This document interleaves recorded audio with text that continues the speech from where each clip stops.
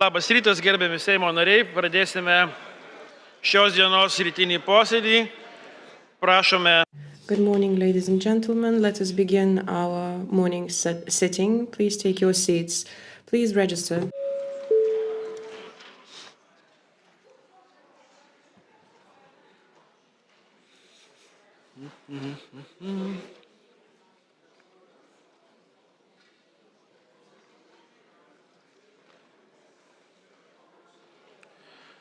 Užsiregistravo.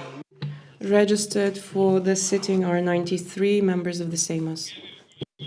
Colleagues, today we mark the Day of Freedom of Belarus, and that's how we celebrate not only its fight for its independence, but also its courage in fighting for democratic rights and freedoms.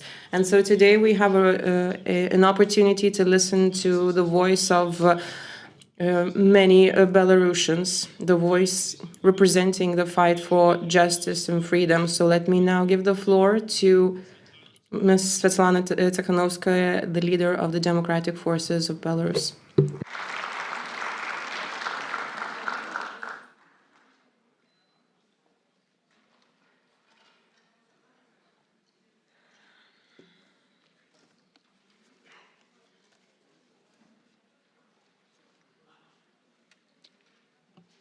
Gerbiamas pirmininkė Skvernelį. Speaker Skvernelis, members of the Seimas, dear friends, Lithuanians, thank you from the bottom of my heart. Thank you for your warmth and for your support for Belarus. I am grateful and touched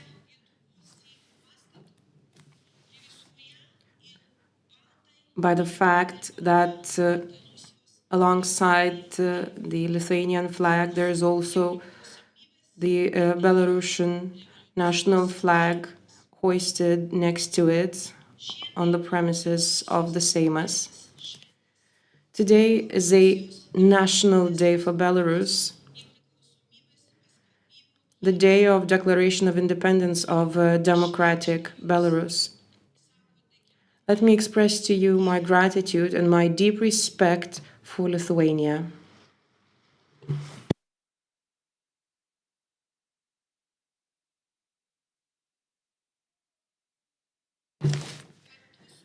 On the 11th of March, 1990, on the 11th of March this year, together we marked the Day of Restoration of Independence of Lithuania. And today we are celebrating the Day of Freedom of Belarus.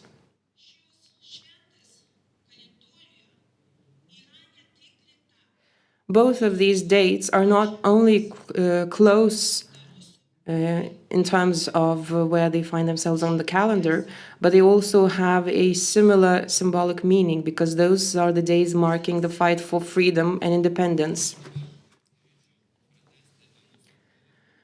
And now allow me to continue on our fight for independence in my native Belarusian, and if you need interpretation, please find the headsets, although I believe Belarusian is not an alien language to you as well. In our fight for freedom and independence, both of our nations have always supported each other.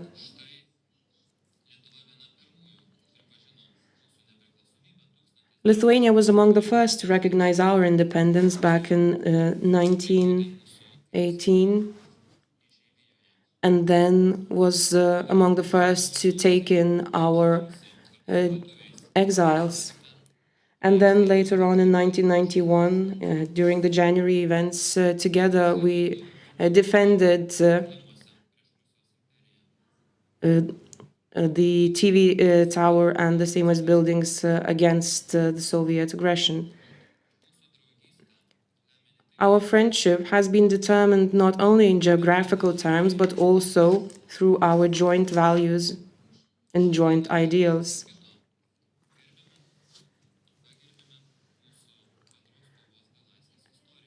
Today, amongst other things, we're also marking our joint fight for independence and freedom.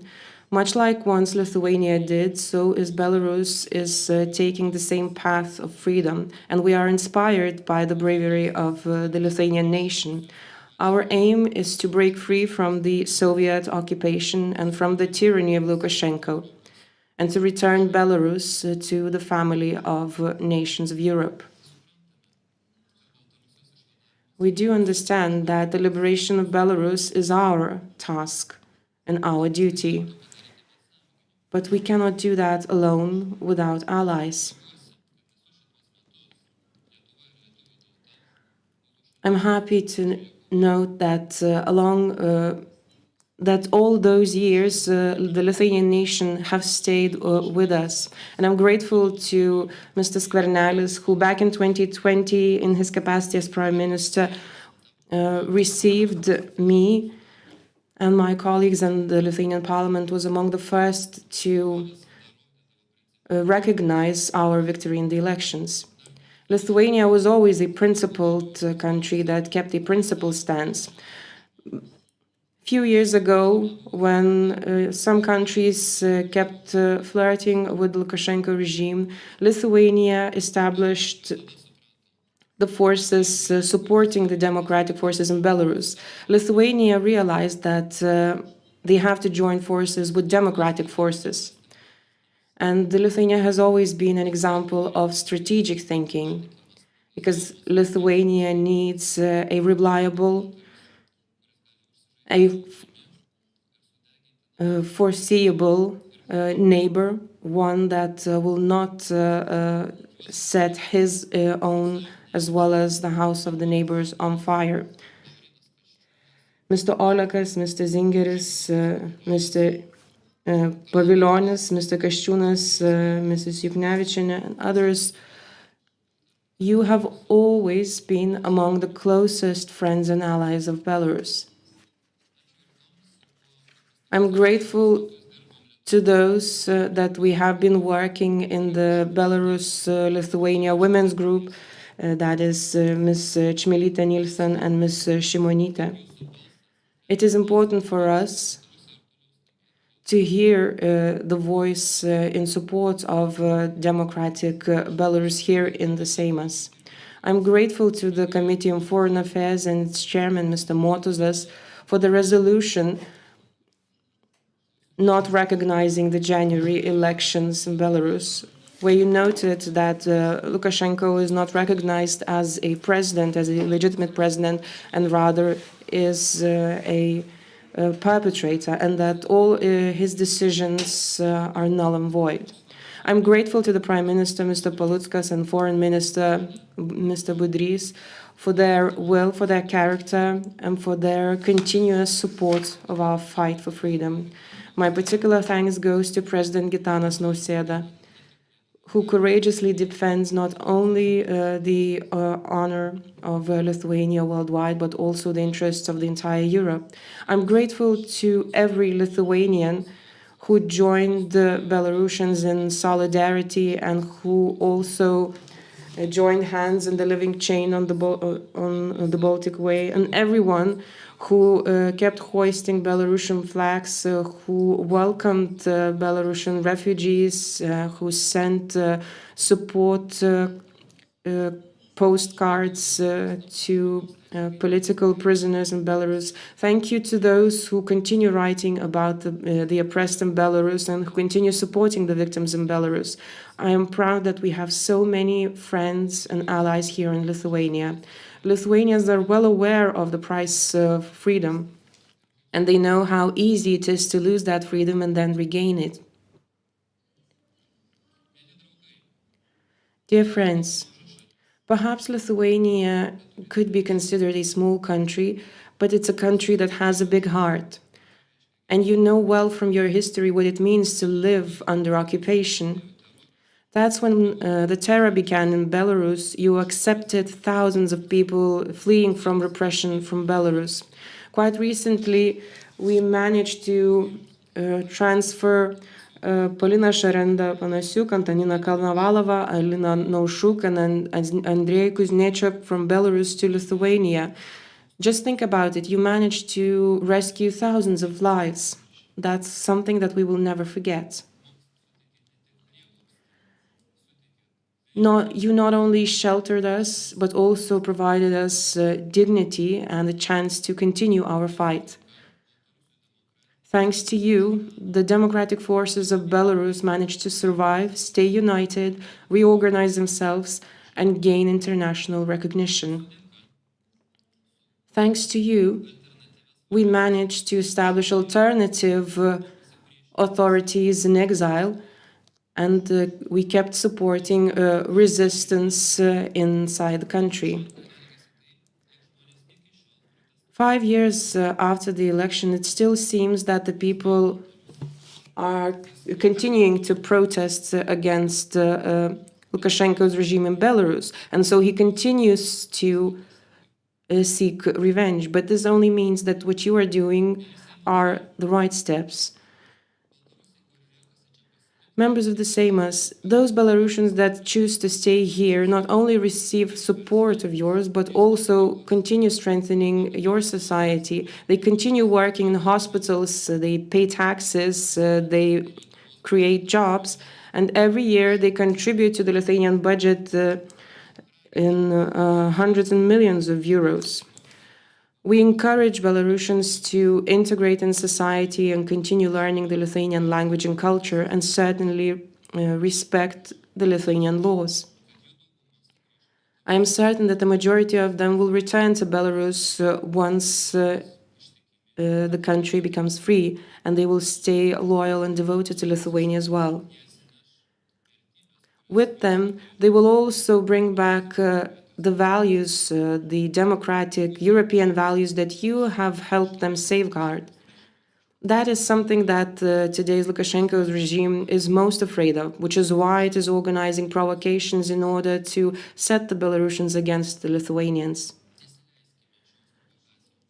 Let us not give in to that. Historical revisionism, which is sometimes referred to as Litvinism in Lithuania, is harmful and hostile phenomenon. In the Belarusian society, it's a marginalized phenomenon, though. This is something that is being taken outside of proportions by some groups. And let me be straight. Belarusians respect the territorial integrity and sovereignty of this country, and we condemn any attempts to use history as a weapon.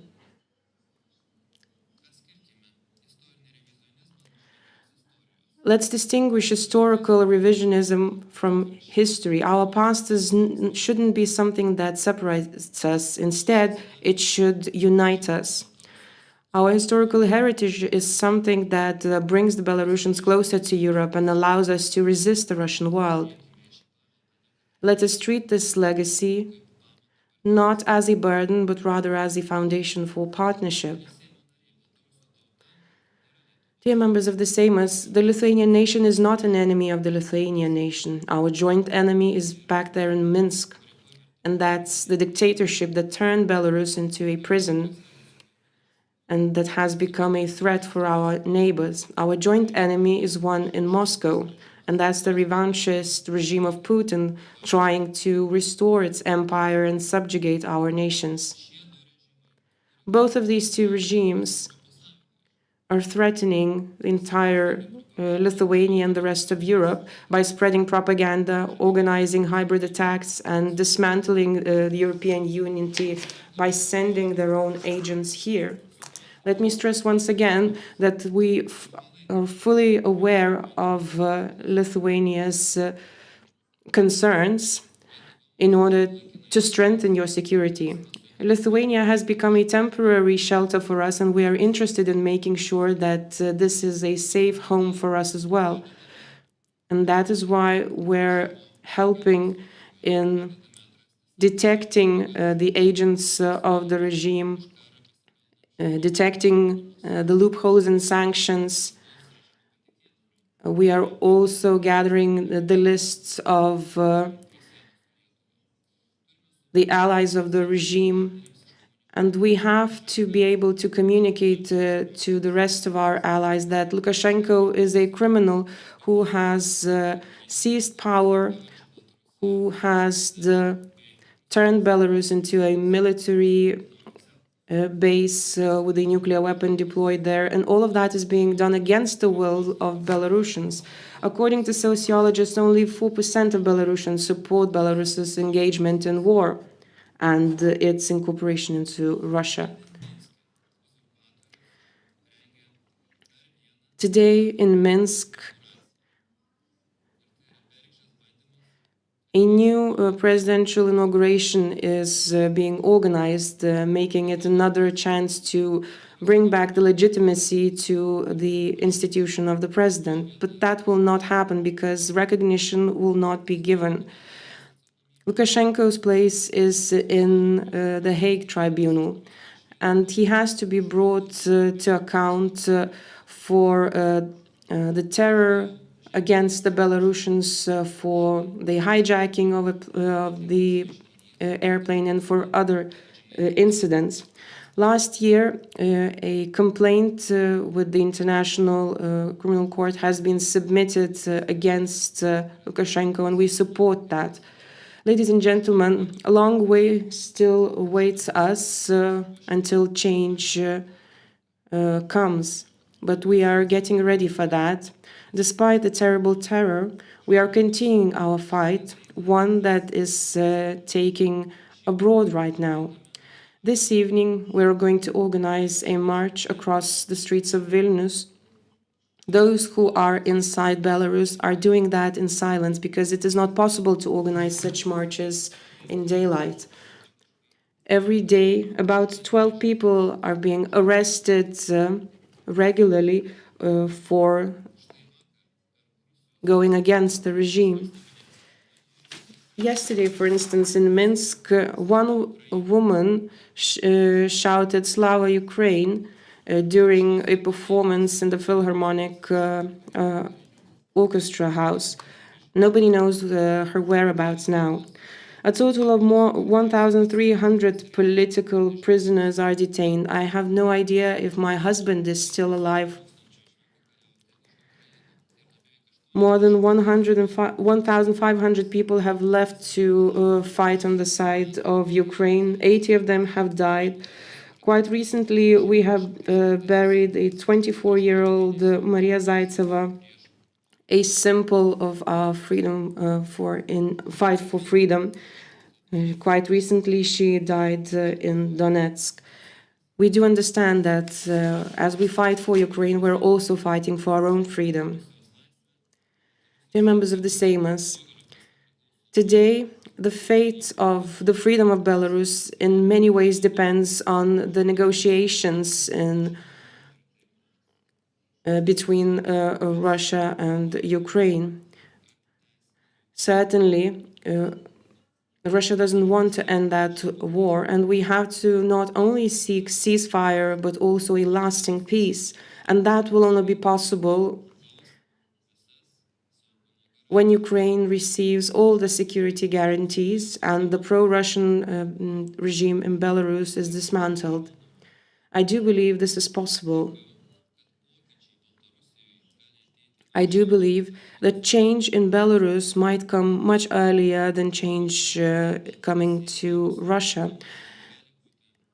A democratic Belarus without Russia's presence could be one of the security guarantees not only for Ukraine but also for Lithuania, Poland and the rest of the EU. Until the regime stays in Belarus, there will constantly remain the threat of war, and you're fully aware of that.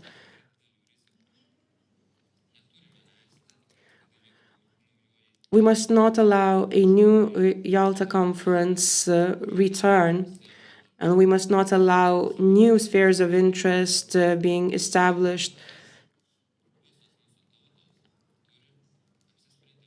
because all of our nations, Georgians, Armenians included, have the right of self-determination, and the Belarusians want to stay on the same side as Lithuania, Poland, and the rest of democratic Europe. As President Zelensky said in Munich, the Eastern European border coincides with the eastern Belarusian border as well,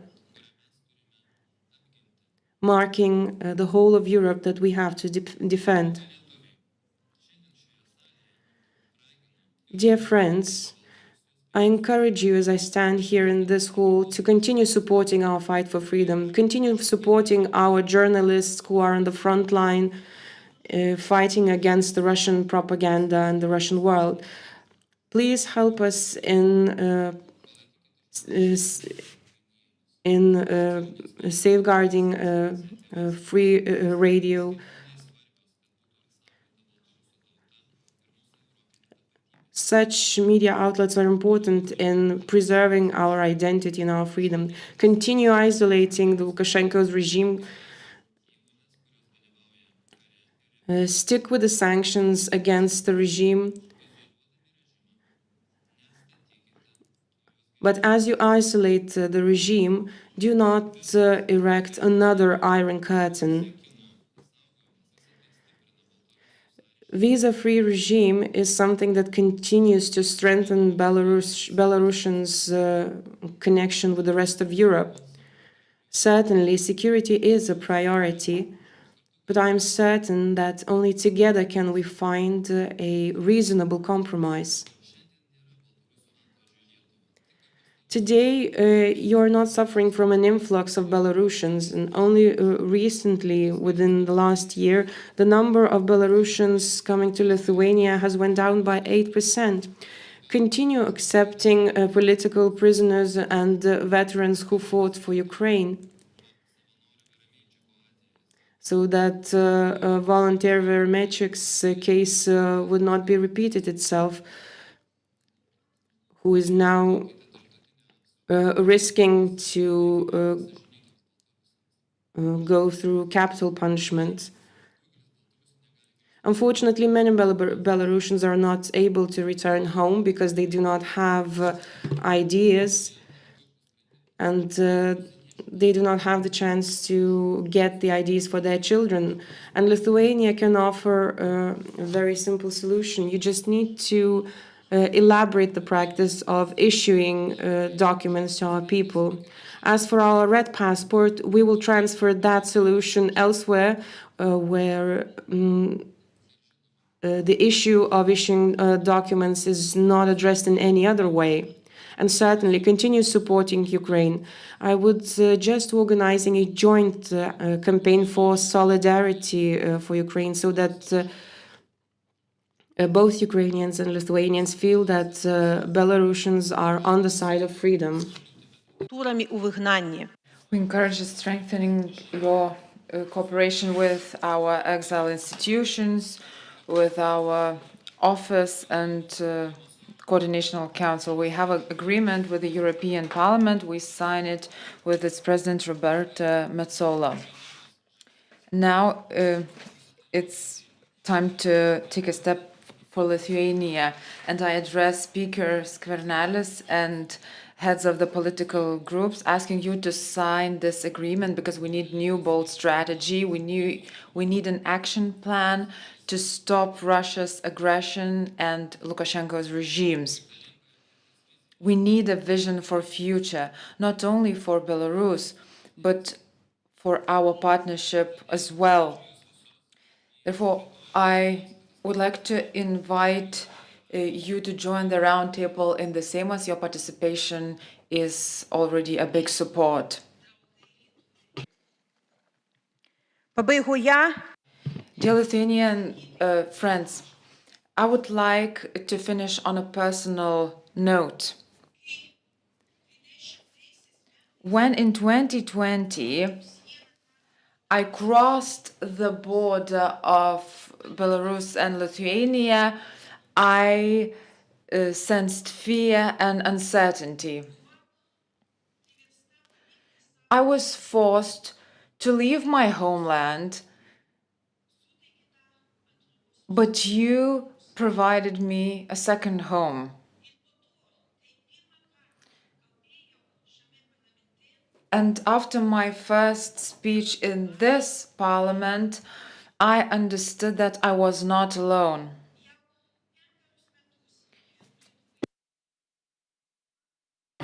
I've been living in Lithuania 5 years. My daughter has spent more time in Lithuania than in Belarus. I'm grateful that she can call Lithuania her home. I have to travel a lot while defending Belarusian interests. But whenever I go, I mention Lithuania as an example of a strong stance and trustworthy friendship. Thank you, dear friends. I believe that together we'll see the day when Belarus is free and in the European family. And on that day, I will come back to this hall not as a refugee, but as a good neighbor. Long live Lithuania, long live Belarus.